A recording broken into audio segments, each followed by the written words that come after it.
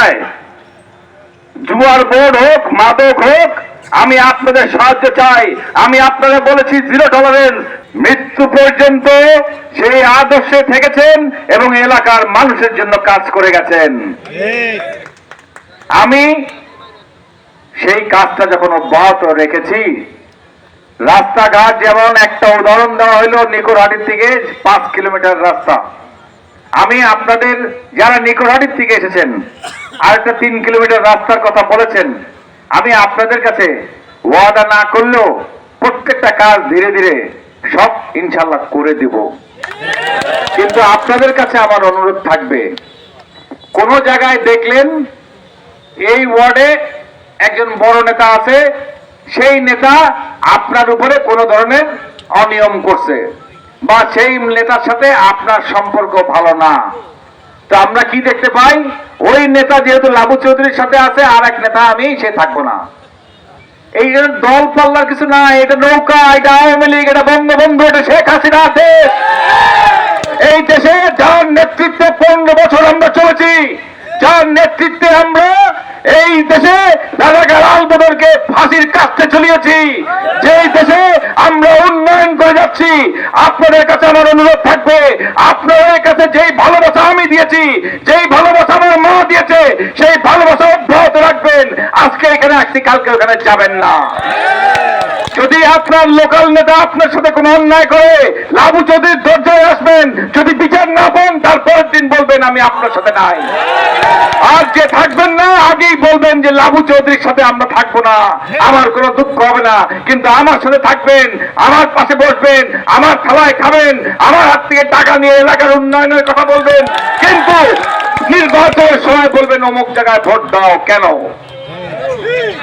অনেক বড় বড় নেতা আছে, সাহেদা চৌধুরী না থাকলে, লাবু চৌধুরী না থাকলে এখানে দাঁড়াইতে পারবে না। সেই নেতারা আওয়ামী লীগের কথা বলে, বঙ্গবন্ধুর কথা বলে, সাহেদা চৌধুরীর কথা বলে নেতা হয়েছেন। আমি এই এলাকার সব জায়গায় বলছি, আমার নির্বাচনের অভিজ্ঞতা থেকে বলছি।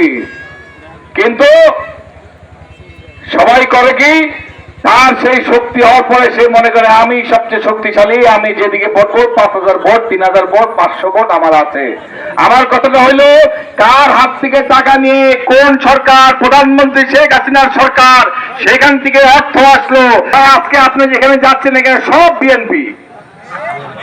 আমি বললাম সেটা তোমার জানার দরকার নাই, বিএনপি করুক, যেই দলে করুক, বঙ্গবন্ধুর আদর্শকে ভালোবেসে, প্রধানমন্ত্রী শেখ হাসিনাকে ভালোবেসে যারা এখানে বঙ্গবন্ধুর জন্য, নৌকার জন্য একত্রিত হবে, আমি সবাইকে আমার বুকে টেনে নেব।